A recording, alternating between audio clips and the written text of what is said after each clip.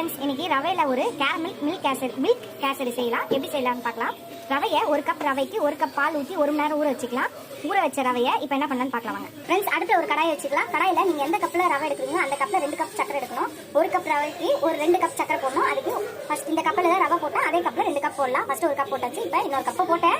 இதை நல்லா அதுவே கரைஞ்சி கேரமல் ஆகணும் பார்க்கலாம். ஃப்ரெண்ட்ஸ், இந்த மாதிரி ப்ரௌன் கலரில் சக்கரை கரைஞ்சோடனே, வெறும் சக்கரை மட்டும்தான் இது ப்ரௌன் கலரில் கரைஞ்சோடனே இப்போ நம்ம ஊற வச்ச ரவையை போட்டுக்கலாம். ஃப்ரெண்ட்ஸ், எல்லாத்தையும் ஒன்றா கலக்கி இது நல்லா கலந்து திரண்டு வரணும் பார்க்கலாம்.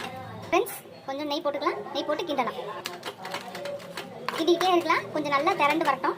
இதுக்கு ஒரு தாளிப்பு கொடுத்துக்கலாம். நெய் போட்டு முந்திரி போட்டாச்சு. கொஞ்சம் கருப்பு திராட்சை போடுறேன், அதையும் போட்டுக்கலாம். இதில் ஊற்றிக்கலாம். ஊற்றிட்டு கிளறி இறக்குனா நம்மளோட கேரமல் மில்க் கேசரி ரெடி ஆகிடும். நீங்களும் ட்ரை பண்ணி பாருங்கள். ட்ரை பண்ணி பார்த்துட்டு எப்படி இருக்குன்னு சொல்லுங்கள் ஃப்ரெண்ட்ஸ். டாடா, பாய் பாய். நெக்ஸ்ட் ரெசிபியில் பார்க்கலாம். இந்த ஸ்வீட் வந்து